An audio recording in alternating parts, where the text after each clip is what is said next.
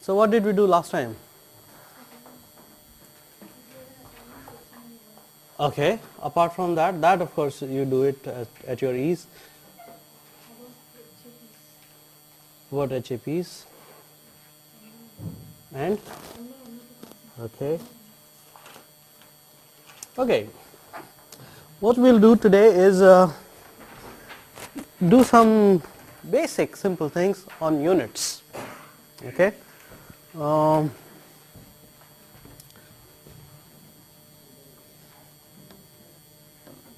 we all the time do very basic things, nothing very hi-fi complicated things, but the simple things. Okay. See, it's very common you get to see the units in air pollution something like this. Okay. Okay, let's say here you will find this unit, you will find ppm, you may find micron per meter cube. You may also sometimes see as something very specifically written as like this. Okay. Sometimes you may also find something written as ppb. Okay. Sometimes also written as ppt. We also encounter units in air pollution as, okay. This is something very important that you need to recognize as, well, of course we can also express, okay, units in milligrams per liter also. No one stops, but generally in the air pollution, okay, air concentration or something,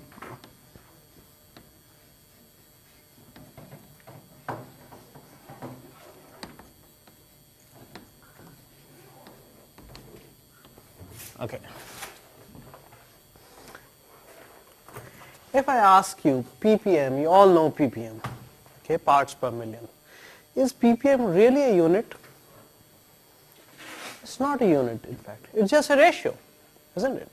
But very frequently used, and in air pollution, when we talk about ppm, it is, unless specified otherwise, it is, we are referring it volume by volume. Okay. Okay. Ratio of volume of pollutant to the ratio of air, when the air is taken as 1 million volume of the air to the volume of the pollutant that is there. Okay. Let's talk about the water side. ppm in water. Okay. When you say ppm in water, what ratio are you talking about? It's a ratio, right? We all agree ppm is a ratio. What kind of ratio that we are talking about? Yeah, so ratio is it volume to volume ratio or is it mass to mass ratio? So remember that in air, water, we talk the ratio, it is generally called weight white ways, right? Okay. You also have in water, on the water side, milligrams per liter will be equal to ppm, right? We all know that. Why?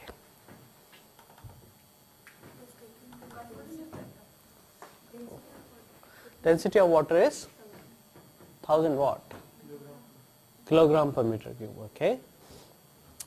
And because of that density is 1000 kilogram per meter cube, this relationship holds good, okay? Alright.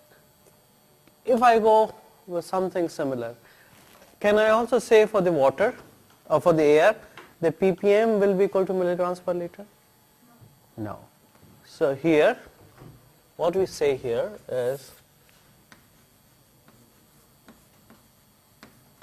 not equal to ppm. Okay. And suppose will it be true even for the seawater that ppm will be equal to milligrams per liter? It will not be, because the density of the seawater is not 1000 kg per meter cube or 1 gram per cc or whatever. Okay. So milligram per liter is not equal to ppm. And the other thing here, what you see is this meter cube. Okay. It can be very tricky. Okay. We don't want to say meter cube just because the meter cube in air and meter cube in water is a lot of difference. Okay. Meter cube of air and meter cube of water can be very, very different. Why? Well, look, the volume is the same, but this volume, okay, where the 1 liter of water will be always by and large will be seen as a 1 liter, but the meter cube of air, little change in the pressure and temperature, the volume will change. So normally, okay, normally, can I do something here that so that we don't, okay. So the other thing you need to remember really is specify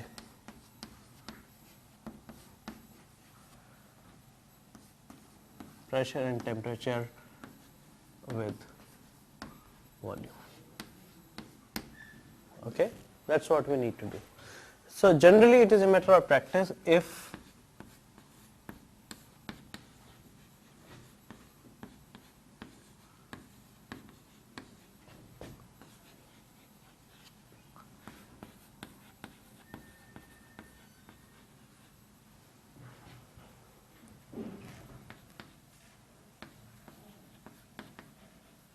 it is a convention.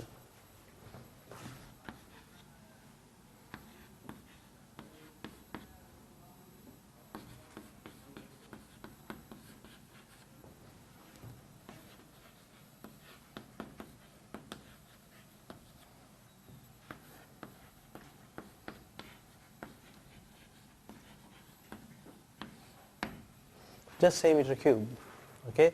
Because otherwise every time we have to write. So most of the time the standard things are translated to these conditions, the temperature, so that when you express something, either you write the actual temperature and pressure at which the volume is measured, or you convert that to the 25 degrees Celsius and 1 atmospheric pressure and just simply say meter cube. Okay. All right. Okay. So we'll go back to the air thing, and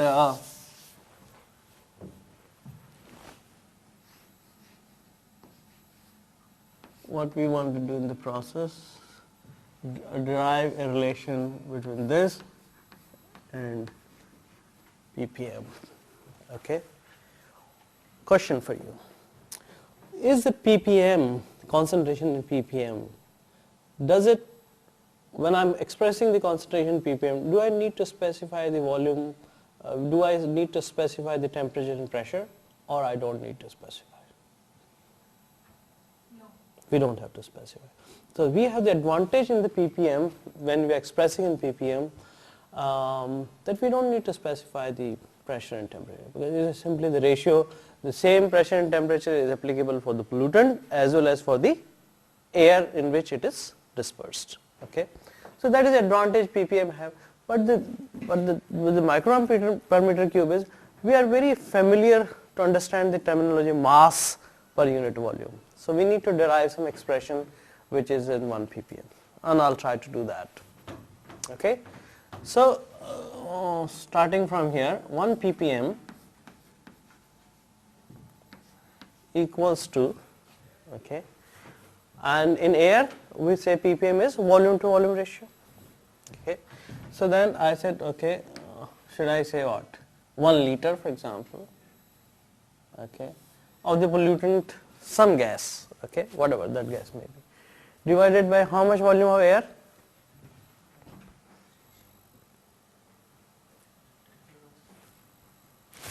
I just want to say 1 ppm is really in true sense what it is. 1 liter of pollutant, I'm specifying the units as liter. So I've taken 1 liter of pollutant gas, which is dispersed in how much? 10 to the power 6. In fact, we take 10 to the power 6 plus 1, right? That is the total volume that is expressed. But we'll ignore that one. And then, okay, fine. Okay. Basic thing. We have just written what we know. Okay, and now just remember where I have to go from ppm. I have to go to microgram per meter cube. Okay, so what I need to change? I must change this liter somehow into mass units, because from this liter I want to reach to microgram. Okay, so how can I do that? Because this is already air, that is also air. So this I can also say this one if you like. This is 1 liter by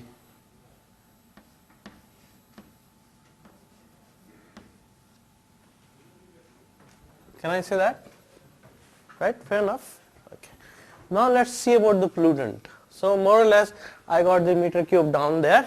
I must change the liter into the mass units. So if you recall your at normal temperature pressure, the volume occupied by 1 mole of the gases will be how much? You recall that Avogadro's principle? So we know that 22 point, I'm just doing from very basic things, liter of gas, okay, will be equal to how much molecular weight of the gas? 1 mole of the gas. Okay. So that 1 mole will be what? Nothing but 1 times molecular weight. And what is the units of this one? The molecular weight here? Grams. Okay. In grams. We all know that, but we will still write that as grams. Okay. Job is done. Okay. So 1 liter of the gas or the pollutant that we are saying will be equal to how much? Molecular weight. Don't forget that will be in grams by 22.4 liters. Achha. At what conditions? Let's not forget. At what temperature? Standard. 273 Kelvin, 1 atmospheric pressure.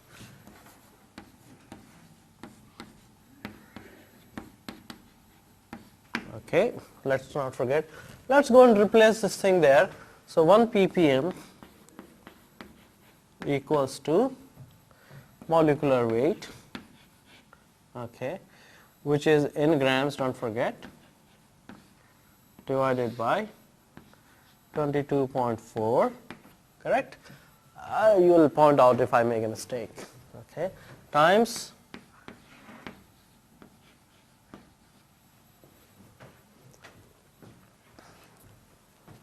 fine, okay.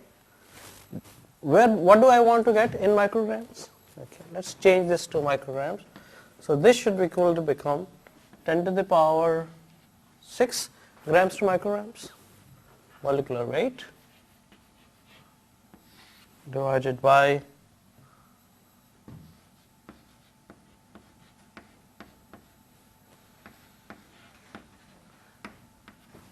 44.64, is it?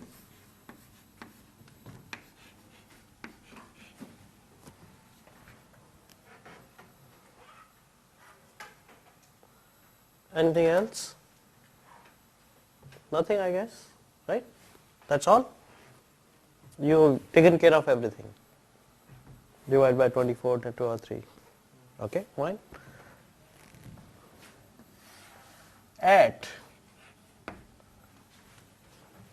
Don't forget that meter cube are still at 0 degrees, right? Or 273 Kelvin.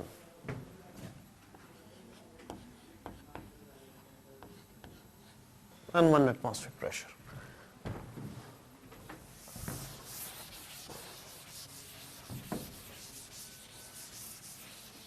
But it's a good idea to express more at 25 degrees Celsius or something. Okay, so we just simply change the volume at the thing what we need to find out. Okay. Pressure, I am assuming pressure to be the same. Pressure changes I am not incorporating, both are at 1 atmospheric pressure. So that goes off, and I want to find out the volume at this temperature. Okay. So suppose this, what is this volume right now at the conditions whatever, per meter cube, so 1 meter cube. Okay. So 1. What was the temperature here? 273, correct? Okay, 273.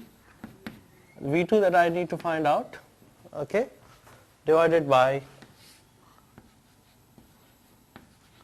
298 at 25 degrees Celsius. So please tell me the value of V2.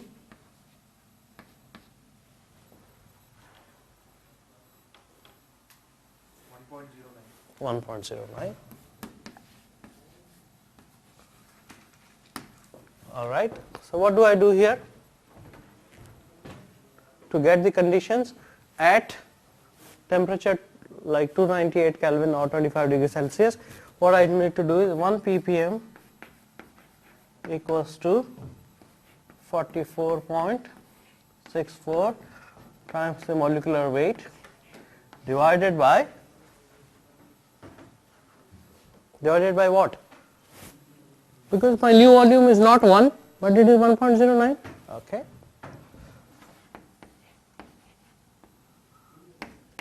Please give the number.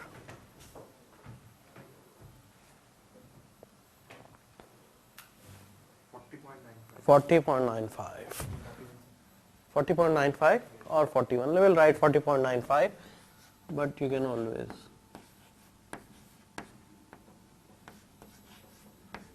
And I don't have to specify the pressure temperature because we have said when it is 25 degrees centigrade. Okay, we are not saying this one. So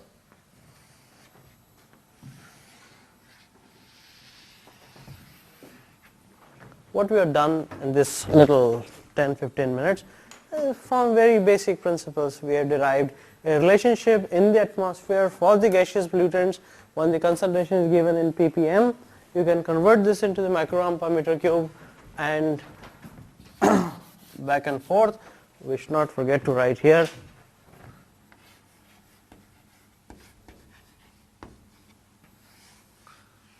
Here the box is complete. Okay. This is fine for the gaseous pollutants, but for the particulates or dust, we don't have any such relationship. Why don't we have such a relationship? Because you see, we don't know the density of the particles. You know, it will be a mixture of the particles, and once we don't know the density, we can't change. So always remember the gases. Okay, whatever that gas may be, or in the vapor form, we can always express in ppm or in microgram per meter cube, but particulates or dust levels are always expressed in microgram per meter cube or milligram per meter cube or mass per unit volume. Okay, whereas for the gases we can express in ppm or ppb or ppt and things like that. Okay, simple thing. Okay, little assignment that you need to try.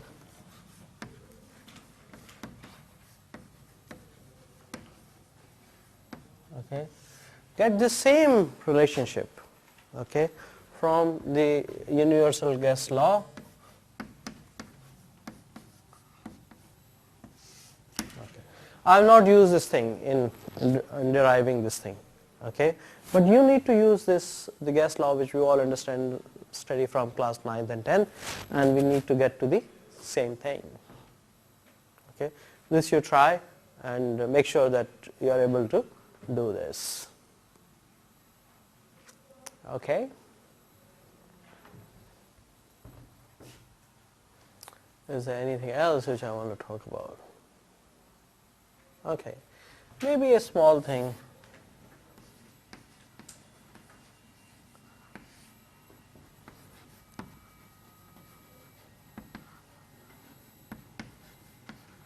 Ambient air. Okay. Normally we express the units here something like milligram normal meter cube. Here this normally nearly is taken as n means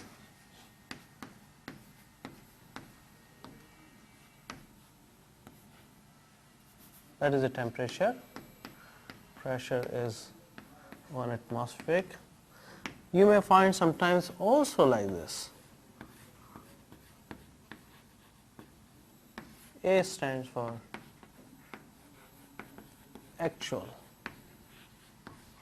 So whatever the actual pressure and temperature which might be specified somewhere in the description, that might be the actual pressure and actual pressure and temperature. It's also not uncommon to define this in ppm at the source. Okay. Sometimes some people also like to express a different system which is of different kind, that is the emission rate, emission quantity, so much kgs per day. But here mostly in ambient air we write the units generally in micrometer cube, microgram per meter cube, because the concentrations are low. So we also write, it will not be a very good idea to write concentration in milligram per meter cube in ambient air. That number will look 0.000001. Okay, that sounds very funny. And similarly here we use ppm, but many times we use ppb because the concentrations are low. Okay, so don't be surprised like if you know that things are interchanged at ambient air and things like that. Sometimes when the pollution level is very low, we also like to express in nanograms.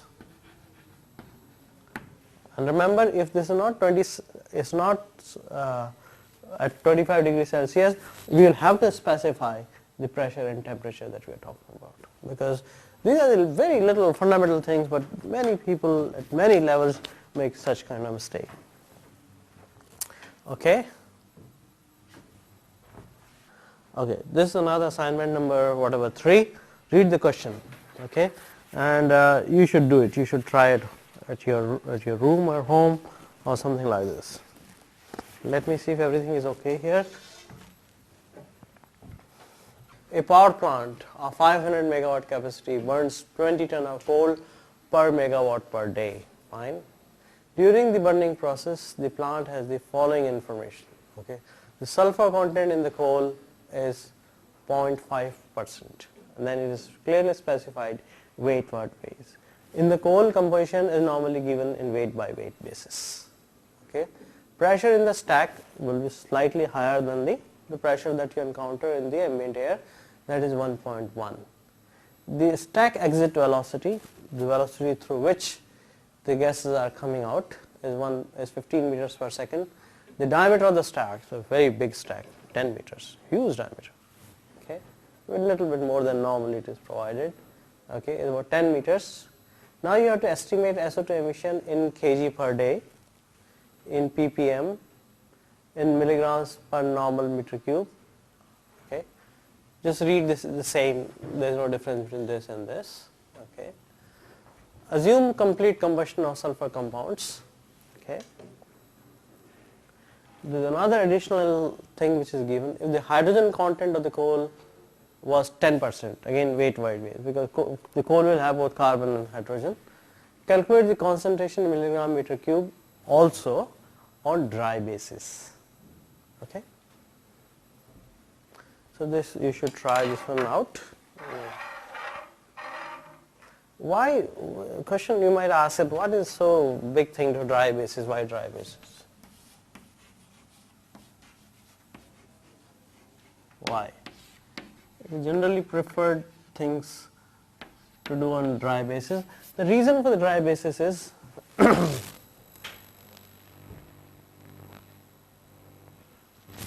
when we are really expressing the concentration.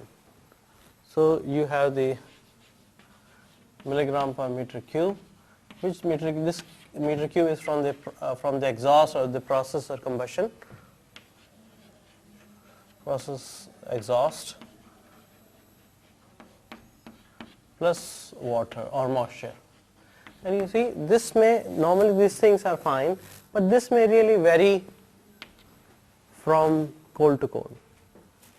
And generally to standardize the things for the comparison purposes, we put it onto the dry basis. So what you will do here when you want to finding out this concentration, you will take the volume of the air that is going out will be the total volume that is going out minus the volume of the vapors that will go out. So that you can, some calculations are done here, but I would like that you try it yourself. Okay, there might be some mistake as well here, but then if I have the 1 kg of sulfur, let's say, how much will be the sulfur dioxide that will emit? Suppose I have the in coal, okay, I burnt a coal which has 1 kg of sulfur, okay, how much will be the sulfur dioxide if all sulfur is converted to sulfur dioxide?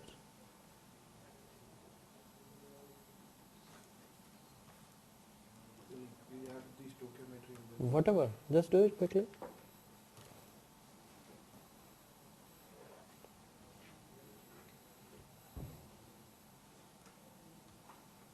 So 1 kg means 1 kg. 1 kg of sulfur is there that got burnt, and how much will 2. Why I want you to do is always remember the sulfur to sulfur dioxide will always be doubled in quantity. A simple thing to remember. And many times sulfur dioxide is many times talked about. It's such a common pollutant. They say, all right, we have this sulfur so much, like then you quickly know how much is SO2 you're talking about, because the factor is very simple, just multiplied by 2. Okay, that was the idea of just asking you that thing. Okay, now what do we do? The next thing, this one, you do it yourself. I mean, like this thing.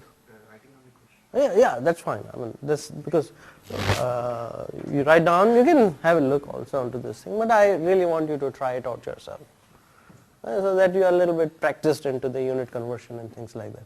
Because this is important in air pollution, because many times people mess up, like small things, and can talk the big things, but we always wish that small things are not. We don't make mistake on small things.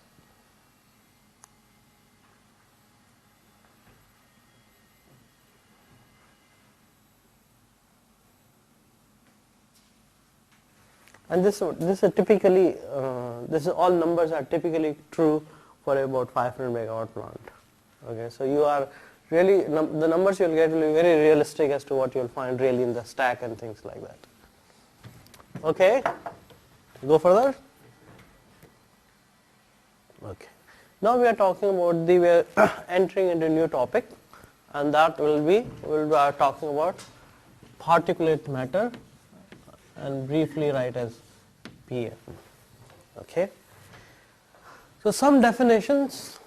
Okay, the TSPM is, or in fact many people just simply call it TSP. Okay, in US literature you will find it as a TSP. TSP is the total suspended particulate matter. Well, all particles smaller than 50 micron meter are called TSPM. And as I gave you the feel, how big is 50 micron is the size of your hair. Okay, diameter of the hair, if it's the same. So that is called this thing. There is another terminology called PM10. Okay, it is not written quite the way it is written here, but this write PM subscript 10. Okay, all particles of size less than 10 micron meter, and they also call it the inhalable particles, again related to the lung functions and things like that. And then you have the PM 2.5.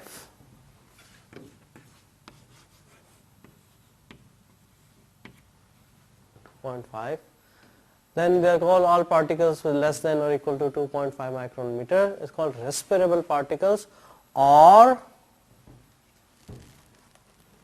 fine particles. Two names. Okay, and most common is the fine particles. Okay, and particles PM 0.1 or 0.1 less than or equal to diameter 0.1 we call the ultra fine particles, and they are really very, very fine particles. Okay, there is another terminology, okay, that is written as PM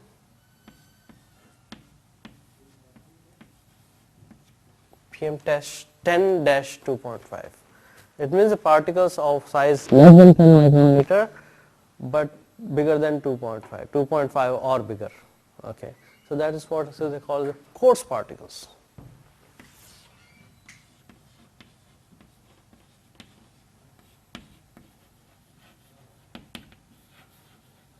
Having said the diameter, specified the diameter, let me also tell you this diameter is not the ordinary diameter. Okay, and this is something, the diameter, which all the time the word diameter you see in the slide, and what I am speaking really is a diameter called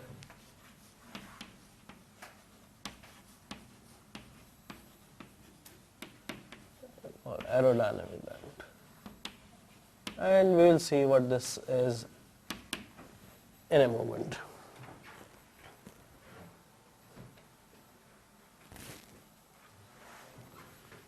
I think you correct this. Better to say it's coarse fraction.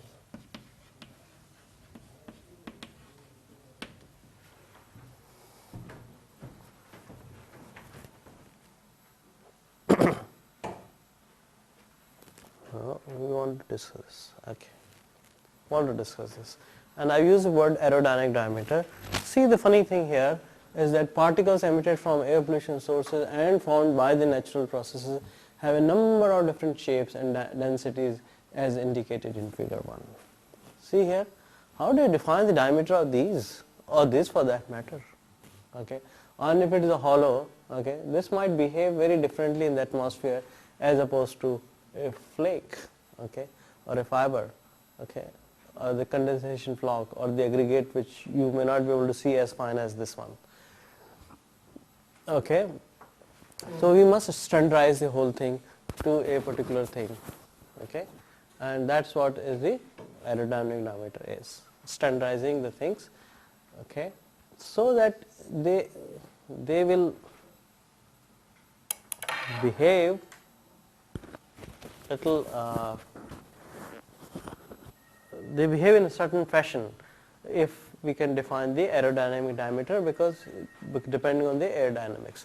It will be a little interesting for you to note that some of the fibers, okay, asbestos for example, asbestos is, since we are talking about the units, asbestos is not measured in terms of microgram per meter cube or ppm or this thing. Asbestos is in air is always measured as number of fibers per meter cube.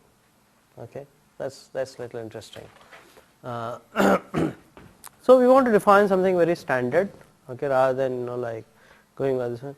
Just look, this is the real picture taken from a site, okay, and you see the particles can be, there can be holes in filter, and you see the particles size can vary and things like that. So we need to, it's nothing very circular, that kind of thing. So we need to define the aerodynamic diameter.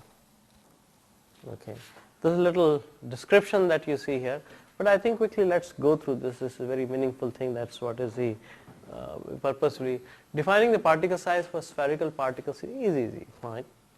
It is simply the diameter of the particles. For non-spherical particles, the term diameter does not appear to be strictly applicable. For example, what is the diameter of a flake or a material or a fiber? Also, particles of identical shapes, okay, see the interesting thing. Also, the particles of identical shape can be composed of quite different chemical compounds and therefore have different densities. Okay, the difference in the shape and density could introduce considerable confusion in defining the particle size. Okay, because the behavior of the particle will be different. We are defining the diameter more because of the behavior of the particles. In air pollution control, it is necessary to use a particle size definition that directly relates to how the particles behave in the fluid such as air. Okay, so that is basically what we are trying to do. We are trying to standardize and normalize the thing, like, so there is no confusion as to the things. The term aerodynamic diameter has been developed by aerosol physicists in order to provide a simple means of categorizing the sizes of the particles having different shapes and densities with a single dimension. Okay, the aerodynamic diameter is just see what is the aerodynamic diameter. The aerodynamic diameter is the diameter of a spherical particle having a density 1 gram per centimeter cube that has the same inertial properties like the terminal settling velocity. Okay, the error is a diameter of a sphere particle having the density of 1 gram sphere that has the same inertial properties, that is the terminal settling velocity. So if I have another particle and its density, if I have the density is 1 gram per meter cube, and then it is having the same velocity as my standard particle, then it will have the aerodynamic diameter of whatever that the real spherical diameter. Okay, I'll explain you a little bit in a moment. The velocity of a falling particle when the gravitational force is downward is balanced by the air resistance or drag or force upward on it. It is determined by the Stokes law. You all remember the Stokes law from this thing, and you can also say that Stokes law is the balance of three forces: drag, buoyancy, and the gravity. Very good. Okay, and that is the time when all three forces are balanced. The particle will move with a constant velocity. That's called the terminal velocity. And the aerodynamic diameter of all particles greater than 0.5 micron can be approximated using the following equation that comes. Refer to aerosol textbooks to determine the aerosol diameter of the particle less than 0.1. This is a little more complicated. Okay, I think maybe I need to explain something quickly. It's hypothetical. Suppose I have the standard balls. What balls I am referring to is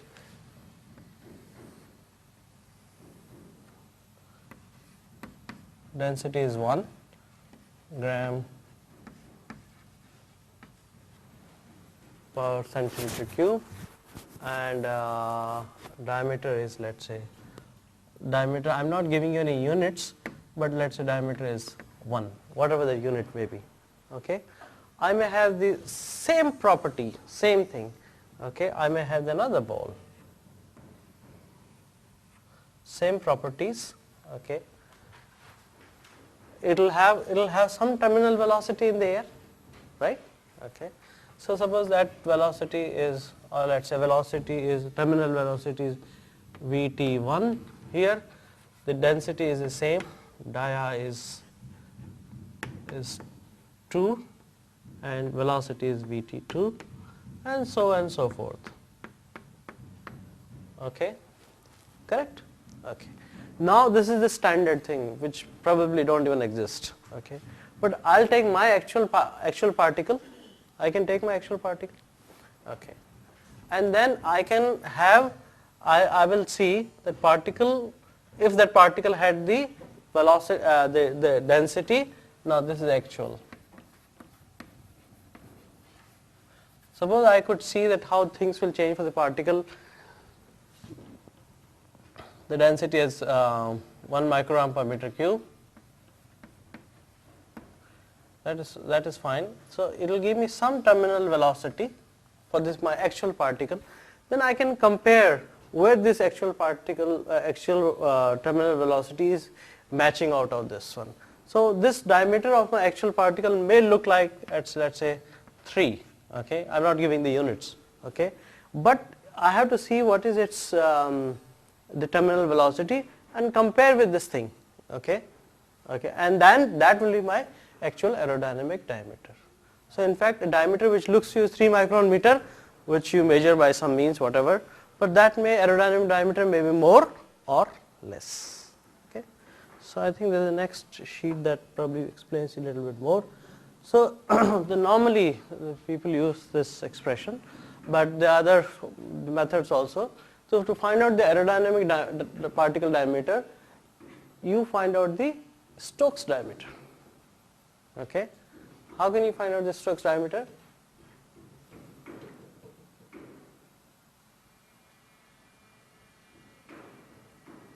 How will you find the Stokes diameter?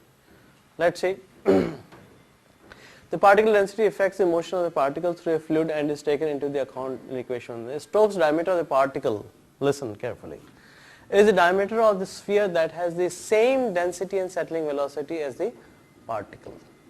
The Stokes diameter of a particle is the diameter of a sphere. From where? From the standard thing. Okay.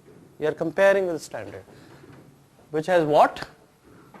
Based on the error diameter caused by the difference in the Stokes diameter of the particle is the diameter of the sphere that has the same density and the settling velocity as the particle. Okay, it is based on the aerodynamic drag force caused by the difference in velocity of the particle and surrounding fluid. For smooth spherical particles, the Stokes diameter is identical to the physical or actual diameter.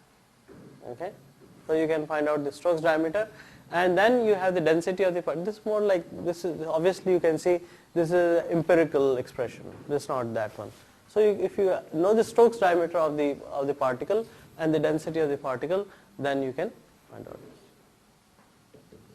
Okay, how do you find the Stokes diameter? Yes, use that expression. Okay, yes, okay. So now what we will do is that we know the terminal velocity of the particle, we are measuring the terminal velocity, and for that one we are finding the diameter from the Stokes law. Normally we do the reverse thing, we assume the diameter of the particle and find out the terminal velocity, but what you are measuring is terminal velocity you are measuring, and based on that expression of the terminal velocity you are finding the diameter of the particle. Ulta kaam ho raha hai. Okay, it's in reverse direction that you're going on, and that is the Stokes diameter that you can find out, and the density of the particle is known, and that's how you can find out the aerodynamic diameter of the particles. Okay, this little thing as how things, actual diameter, aerodynamic diameters can vary. Okay, this is solid sphere. Okay, all these things had the diameter as you will probably measure normally is the 2 micron meter. Okay, good. See here, what this slide is trying to tell you is that, well, you have the particles different this thing, and then you have the different diameter, as you will see, 1.4, 2.8 and 1.3, but their densities are varying. Okay, but they all are equivalent to 2 micron meter in the aerodynamic sense. Okay, so that's what I was trying to say. Well, you can really be, I mean, if you don't know the densities and things like that, you know, like it's these are not the real thing that we want to use in air pollution engineering or air pollution control. So these are this thing with different densities, you might get the equivalent aerodynamic diameter could be the same. See, all three look very different, but they will behave in the same way in the fluid air. Okay, and here what you see here is that you have the same size here. Okay, and the density is varying, and the equivalent aerodynamic diameter, see, in this case it is fine, because why? This is 2 here and this is 1 here, so you get 2 here, and here because the density is different, okay, the diameter is different. Although you will measure with whatever ways and means you have as 2 micron meter, but we would prefer this to be called as 2.8 micrometer size of the particle. Okay, same, you might measure this as 2 micrometer, okay, and then we might say, well, this is little not quite correct in the sense we want to use it, and we might say that this is actually 3.5 micrometer. Okay? Okay. A little ordinary example for you to have a look onto this one. Suppose you are given, calculate the diameter, aerodynamic of the particle having a Stokes diameter or DPS, that you can find out, as I said, is 2 micron meters and a density of 2.5 gram per centimeter cube. Find out the aerodynamic diameter of the particle, and you will see here what is the density is what is high. If the density is high, the aerodynamic diameter will also be higher than its normal diameter as we see. Is that correct? Yes. You started with something like 2 micron meter, and then you end up with the aerodynamic diameter of the 3.29. Okay. Okay. Some more information on the particle size with respect to their sources. Okay, and what they come out this thing. See, interesting part is that we also call it ultra fine. Okay. Well, unfortunately, some definitions are a little variable, but these particles are, this 10 to 100 microns are really, and they come in the large range, people call it. So you will see the fly ash. Okay, because that's you will encounter very many times. It is both, part of it will be in PM10, okay, and part of this will be in the bigger than 10 micron here, you see here. Okay. The coal that we fire in the power plant, what do you think will be the size of the coal that we fire in the power plant, in large power plants? Well, we don't know, but then it can be anywhere from like 20 micron meter to 50 micron meter, that's right, because it's pulverized, okay, it's pulverized. But you see, when the fly ash that comes out, that is much finer than the things which you fire. So, because no, interesting thing is, no mechanical processing can get you the below 10 micron meter, okay, no matter how much you crush it, okay, you can't go below 10, below 20, 30 micron meter. But then once you fire it, then it can, the fly ash is in the lower side. Carbon black that you see from the exhaust coming out, that can be of this side. Paint pigments can be this side. Pollens can be that, you know, the pollens in the air because of that, the plant thing which is flies off here and there, this can be larger thing. Tobacco smoke, we all know about the tobacco smoke. Cement dust, again, some portion goes into this side, but still it will be largely this thing. Because cement is again not quite a simply mechanical process. What happens in the cement? Why you see you have the crushing of your limestone and things like that. First the mechanical crushing as much as you can do, and then what we do? If you recall, we do the calcination, drive out the carbon dioxide component through that one, right? That's what is the normal cement making. So CO2 is driven out, okay, and then as a result the size of the particles will become smaller, right? So you start with large particles, but some particles will become small. Milled flour, okay, but I really doubt that if they can go at 10. Coal dust, again it doesn't go below 10. Oil smoke is really very fine particles. Metallurgical dust and fumes, well, that can. And the photochemical smoke, what you see in the air, okay, that can be again defined. And dust, etc., etc. Okay, dust is more like insecticide dust, but dust is more like a normal terminology. Okay, unfortunately there were more things to talk, but before we end, I want to leave you with some interesting thoughts or interesting point. Well, I don't want to ask you this question, but maybe I'll just ask. Tell me if you want to tell me. If you don't want to tell me, don't tell me. Who smokes? No one smokes. Okay, very good. Okay. See, this is something from the last class that I want to talk to you.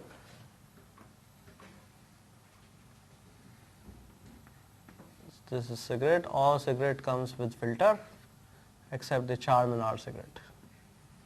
And some people who are fan of Charminar, they give a damn if the filter is there or not. Okay.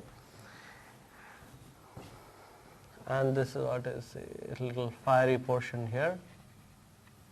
Okay. And you will see little trickle.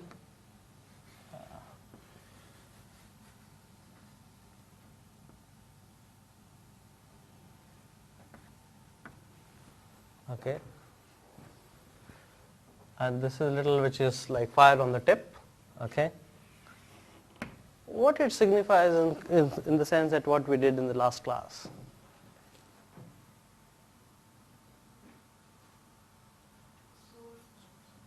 Source, but formation of secondary pollutants.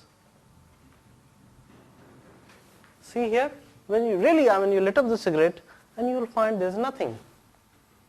There will always be a gap, and the fumes you will see or the particles you will see will be at a little higher level. You know, as these vapors, okay, which are in the vapor phase, okay, and they will convert into the particulates or the smoke that you see here. And you will not see any smoke that is here. You will see the smoke here. So started with the gaseous pollutants, it might condense, it might nucleate, it might agglomerate, and then you see a lot of smoke here. So this is basically going from primary to secondary, and it is both the phase conversion as well as becoming from the gaseous to the particle. You will not find anything here, but you will find a lot of smoke here. Okay, And this is what is the again conversion of this one. I was this is the time I was sitting at the airport waiting for the planes, my flight to come, and then I could see at the runway, the planes are coming, and like they land and then they're taking off and things like that.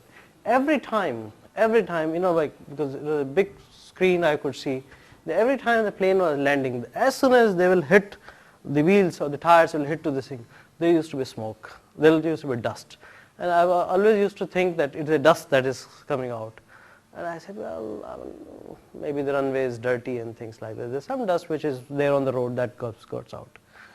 But that is not the dust. It is the heat.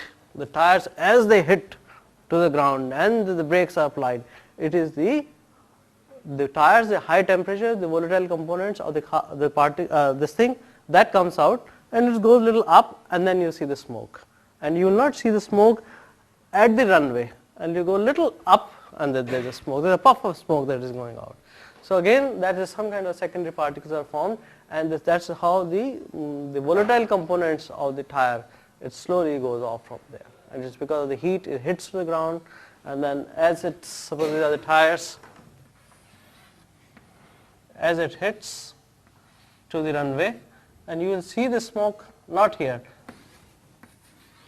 smoke, like with some gap, which was very clearly that could be seen.